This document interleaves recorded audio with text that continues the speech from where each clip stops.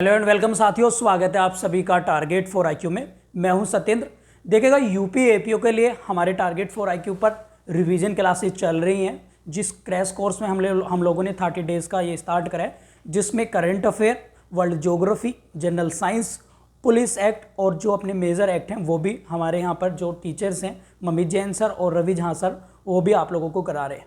तो यदि आप लोग चाहें तो यूपी एपीओ के लिए क्रैश कोर्स कर सकते हैं। ये वीडियो भी उसी सेक्शन का कुछ एक अंश है, यानी एक पार्ट है जो आप लोगों को बड़ा पसंद आएगा। और ये आज से पहली क्लास है हमारी जनरल साइंस रिवीजन क्लास है। ठीक है, तो कौन सी क्लास है? जनरल साइंस की हमारी रिवीजन क्लास फर्स्ट हम लोग जो है इसको देखेंगे और बड़े इंपॉर्टेंट है ये क्लास। ठीक है, इसी तरीके से हम लोगों ने हिस्ट्री की एक रिवीजन सीरीज चलाई है, उस वीडियो को भी आप लोग हमारे चैनल पर फॉलो कर सकते हैं।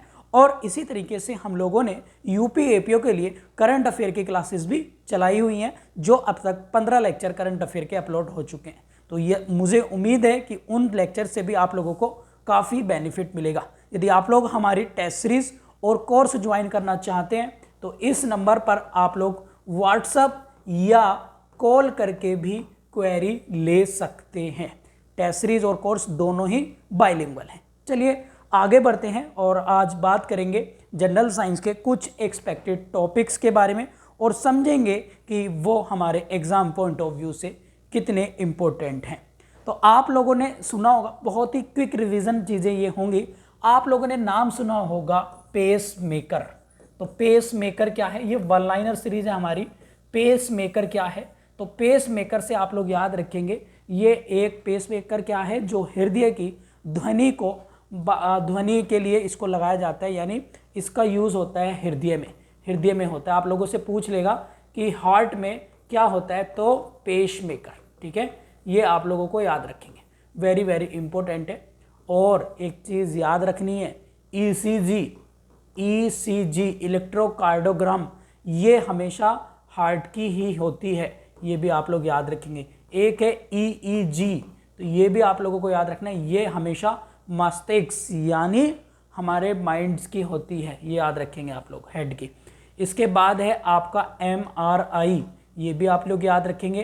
तो एमआरआई किसकी होती है? ये होती है हमारी फुल बॉडी की। किसकी? फुल बॉडी की। आप लोग मुझे कमेंट बॉक्स में बताइएगा एमआरआई की फुल फॉर्म क्या है। ठीक है, तो ये कुछ एक एक चीज़ें मैं आप लोगों को जनरल साइंस के एक्सपेक्टेड रिवीजन के पॉइंट ऑफ व्यू से बता रहा हूँ, तो यहाँ से आप लोगों को बड़ा मज़ा आएगा।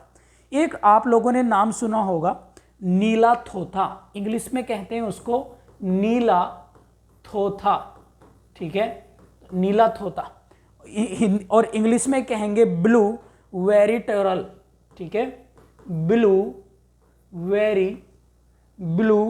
वेरिटोरल। ठीक है, तो ये इसका फार्मूला आप लोगों से पूछ लिया जाता है। इसका फार्मूला है CuSO4।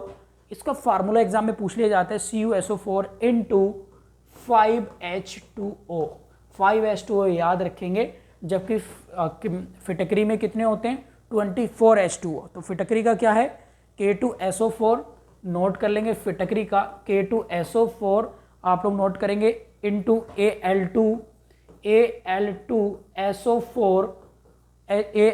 Al2SO4 का होल थराइज इंटू 24H2O। ये है फिटकरी, आपने नाम सुना होगा फिटकरी का। ठीक है, तो ये फार्मूले डायरेक्ट पूछे जा सकते हैं। यूपी जुडिशरी के प्रीवियस ईयर के टॉपिक्स के ही क्वेश्चन मैंने कलेक्ट करे हैं। क्लियर है? सभी को समझ में आ रहा है? आगे अगर हम देखें, अब कुछ और बेसिक चीज़ें हम लोग देखेंगे इसमें और समझने की कोशिश करेंगे जो एग्जाम पॉइंट ऑफ व्यू से है। तो वो है क्या? आप लोगों ने नाम सुना होगा किसका, कि जो लोहा है यानी आयरन है, एग्जाम में आता है, यदि इसको खुले में छोड़ दिया जाए इसी तरीके से, यानी इसमें नमी वाष्प अगर इसमें आ जाए, तो ये ह्यूमिडिटी में क्या इस पर प्रभाव पड़ेगा? मान लीजिएगा कोई लोहे की छड़ है और उसे अगर उस पर पानी के संपर्क में जाती तो जंग लग जाता है, यानी लोहे पर जंग लगने के बाद क्या प्रभाव पड़ेगा? तो हमेशा उसका जो वजन है, जो वेट है उसका, वो बढ़ जाएगा। ये आप लोगों को याद रखना है। जनरल साइंस की दो बातें आपको याद रखनी है। एक ये क्वेश्चन आता है कि कोई व्यक्ति है और वो पोलर यानी नॉर्थ और साउथ पर वो जा रहा है, नॉर्थ साउथ पोल पर। तो हम लोग बात कर रहे थे कि जो पोल है हमारे, नॉर्थ पोल और साउथ पोल, ठीक है, तो इन पर यदि कोई व्यक्ति जाता है, इन पर पोल पर कोई व्यक्ति जाएगा तो उसके वजन पर क्या प्रभाव पड़ेगा। तो यदि कोई व्यक्ति पोल पर जाता है तो वजन बढ़ता है, यानी उसका वेट बढ़ेगा, और इक्वेटर पर यदि आएगा, इक्वेटर पर तो घटेगा। ये आप लोगों को याद रखना है, ठीक है। इसीलिए जितने भी सैटेलाइट लॉन्चर पैड होते हैं, जैसे इसरो है या फिर आपका फ्रेंच गुयाना है, रूस का, यूएसए का, तो जितने भी सभी देशों के ज़्यादातर जो लॉन्चर पैड हैं वो इक्वेटर के आसपास होते हैं। जैसे भारत में पूरा लद्दाख खाली है, लद्दाख ऊंचा भी है, लेकिन अगर हम बात करें सैटेलाइट लॉन्चर पैड अगर है तो कहाँ पर, नीचे आंध्र प्रदेश में। ये बात आप लोगों को समझ में आ गया, कॉन्सेप्ट क्लियर हो गया। चलिए आगे देखते हैं। अब देखिएगा, एक है प्राइमरी कलर क्या होते हैं, प्राथमिक कलर क्या होते हैं, प्राथमिक रंग क्या होते हैं। तो प्राथमिक मतलब प्राइमरी कलर आप लोगों से पूछा जा सकता है। इसको आप लोगों को एक शॉर्ट ट्रिक याद रखनी है, लाहन शब्द याद रखना है। इंग्लिश मीडियम वाले भी इसको याद रखेंगे। एल से लाल, है से हरा और न से नीला, ये आप लोगों को याद रखना है। यानी इन तीन कलर से ही मिलकर कोई भी रंग बनाया जा सकता है, ये भी बहुत ज़्यादा इम्पोर्टेंट है, ठीक है। जनरल साइंस में आगे हम देखेंगे। अब देखिएगा, अगर हम बात करें तो जो सिरका होता है, विनेगर, उसमें क्या पाया जाता है, एसिटिक एसिड, ठीक है। एसिटिक एसिड आप लोग नोट करेंगे सिरके में, विनेगर में। और नींबू में कौन सा होता है भैया, नींबू में पाया जाता है साइट्रिक एसिड, साइट्रिक अम्ल, ठीक है। हालांकि क्षार अम्ल बेस को लेकर मैंने एक वीडियो आपको बनाई थी, उसमें आप लोगों ने देख लिया होगा।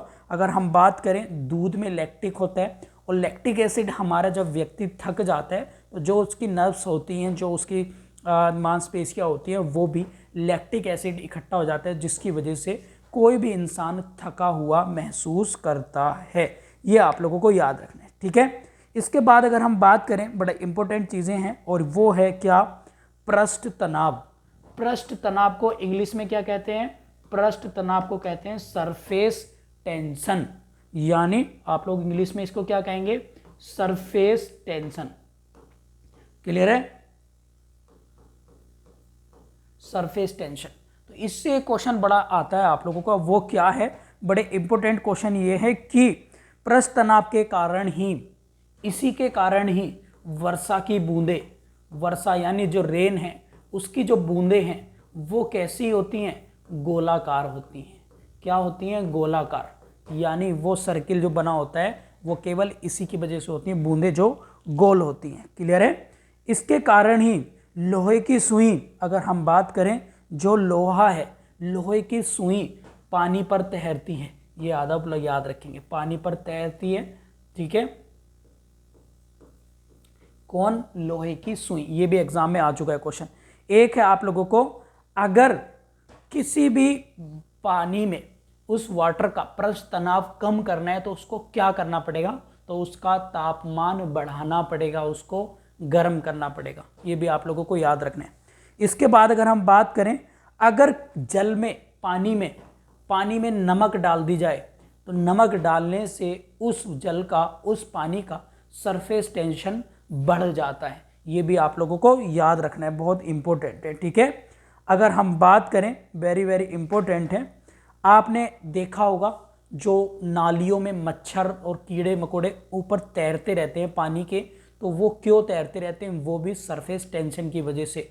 और फिर आपने कहा कि उन्हें भगाने के लिए या उन्हें डुबोने के लिए क्या किया जाता है, और वो साइंटिफिक तरीका है कि उस पानी का सरफेस टेंशन को कम किया जाता है, जिससे वो जो मच्छर हैं वो पानी के अंदर डूब जाएं, और उसके लिए किया जाता है केरोसिन ऑयल का प्रयोग। तो आप लोग नोट कर लेंगे, केरोसिन ऑयल का प्रयोग क्यों किया जाता है, पानी के पृष्ठ तनाव को, सरफेस टेंशन को कम करने के लिए, ठीक है। तो काफ़ी सारी चीज़ें मैं आप लोगों को इसमें बता रहा हूँ जनरल साइंस में, जो बड़ी इंपॉर्टेंट है। अगर हम बात करें मानव प्रजाति यानी हम इंसानों के अध्ययन को कहते हैं एंथ्रोलॉजी। ये आप लोगों को याद रखना है, बहुत ही इंपॉर्टेंट क्वेश्चन है और यहाँ से जो है आपके एग्जाम में भी एग्जाम में जो है क्वेश्चन वो बनते हैं। अब देखिएगा एक है बड़ा इंपॉर्टेंट टॉपिक, वो है क्या कि मस्तिष्क, जितनी हमारी ग्लैंड होती हैं, ठीक है। जैसे अगर हम बात करें ग्लैंड है, जैसे पीयूष ग्रंथि है, पीयूष ग्रंथि को इंग्लिश में कहते हैं प्यूटेरी ग्रंथि, ठीक है।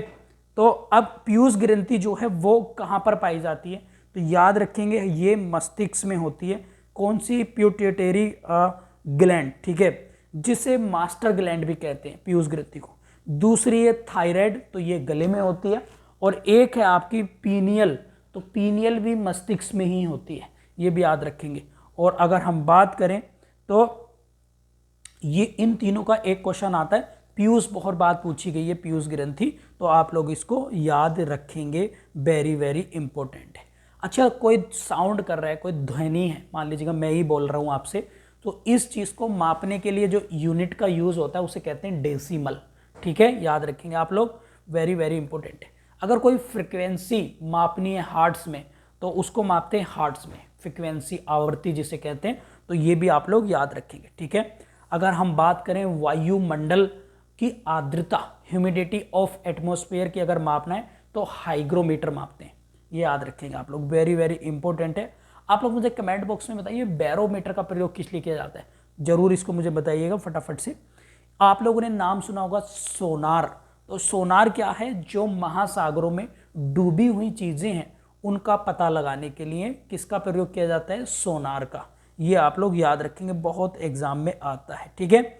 इसके बाद अगर हम बात करें बागवानी, हार्टिकल्चर कहते हैं, मानव प्रजाति एंथ्रोलॉजी मैंने बताया, कीटों का अध्ययन को कहते हैं एंटोमोलॉजी, ये भी आप लोग नोट करेंगे। और एक है आपका क्या, अगर हम बात करें जीवों और पेड़ पौधों के बीच के रिलेशन की स्टडी को कहते हैं इकोलॉजी, यानी इकोसिस्टम जिससे मिलकर बनता है, ठीक है। समझ में आ रहा है सभी को? तो ये चीज़ें आप लोगों के लिए बड़े इंपॉर्टेंट हैं एग्जाम पॉइंट ऑफ व्यू से, जनरल साइंस के। यदि ये क्लासेस आप लोग बार बार देख लेंगे, रिवाइज कर लेंगे, तो आपके बहुत सारे क्वेश्चन जो हैं वो कंप्लीट हो जाएंगे। समझ में आ रहा है सभी को? अब आगे अगर हम देखें तो इसमें एक इम्पोर्टेंट बात देखने के लिए मिलती है, तो वो है क्या, सबसे भारी धातु कौन सी है। ये क्वेश्चन पिछले एपीओ में आ भी चुका है। तो सबसे भारी धातु है ऑस्मियम, आप लोग नोट करेंगे ऑस्मियम, ठीक है। और सबसे हल्की धातु कौन सी है, वो है लिथियम। लिथियम की बैटरी भी आती है, आप लोगों को पता भी होगा, ठीक है। तो ये इस तरह से याद रखिएगा। ये हमारी पहली क्लास थी जनरल साइंस की, उम्मीद है कि आप लोगों को पसंद आई होगी। कमेंट करके मुझे बताइएगा कि लेक्चर कैसा लगा और आप किस सब्जेक्ट पर कौन कौन सी रिवीजन क्लासेस चाहते हैं, वो मैं आप लोगों के लिए बनाऊंगा। Thank you.